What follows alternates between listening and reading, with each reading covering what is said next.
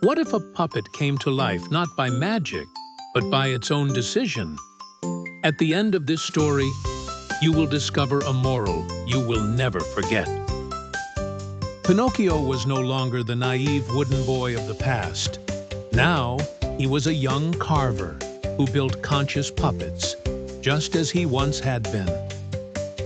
In a workshop hidden among giant sunflowers, Pinocchio worked with walnut shells, broken glass, and sweet words carved into wood.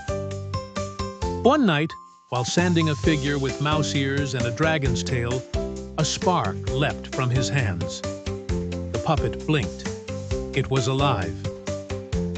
"My name will be Ziklo," said the puppet. "I don't want to be a boy. I want to be a theater director, and my actors will be forgotten dreams."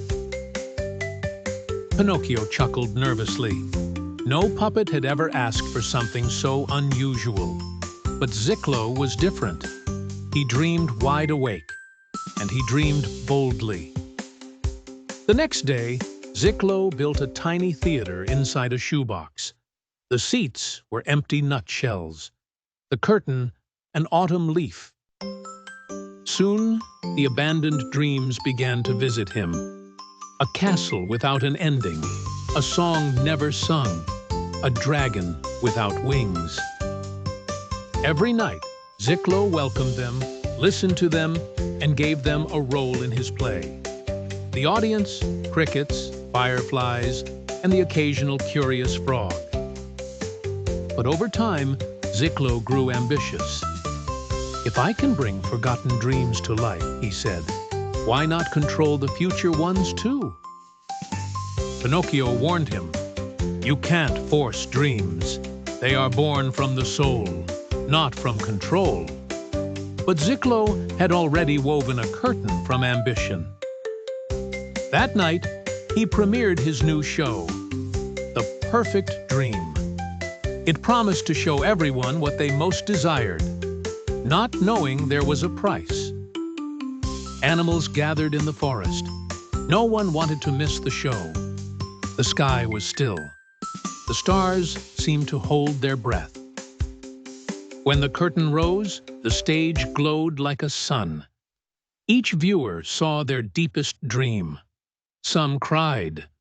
Others laughed uncontrollably. But the dreams were so perfect. No one wanted to wake up. The fireflies stopped flying. The cricket forgot how to sing. Pinocchio realized Ziklo hadn't created a theater, but a trap of illusions. If he did nothing, the forest would sleep forever. He ran to the stage and shouted, "Wake up! This isn't real! The real dream is to live, not to imagine forever." But no one heard him. Ziklo's strings were strong. They bound hearts, and Ziklo, above them all, laughed like he owned destiny. Then Pinocchio did the unthinkable. He destroyed the theater with an axe made from his own splinters. Each strike weakened him, but he didn't stop. The curtain tore. The lights went out. The false dreams dissolved into the air like mist at dawn. The animals woke up confused. Some cried when they saw their dream wasn't real. Others hugged Pinocchio, thankful for their freedom. Ziklo was left alone among the ruins of his stage. His eyes no longer sparkled.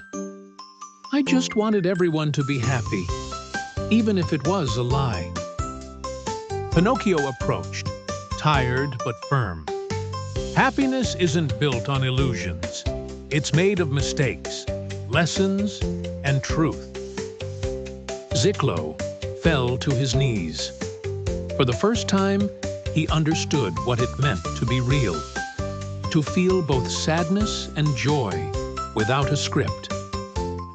With trembling hands, he helped Pinocchio gather his splinters. Together, they began to rebuild. Not a theater, but something more meaningful. They raised a new place, a wooden circle where each night they told true stories of fear, of hope, of failure, of love. No more strings were used. Now, voices came from the heart. Every tale was imperfect, but genuine, and everyone could join in. Ziklo was no longer a director. He was a learner. He listened more than he spoke, and for the first time, he felt part of something real. That little corner became the most visited place in the forest. Not because of lights, but because of the truth revealed in every story. Pinocchio and Ziklo, Wood and Spark, learned that what's real doesn't always shine, but it always transforms. Moral: dreams should not be forced or controlled. True dreams blossom when we learn to live with truth, mistakes, and heart.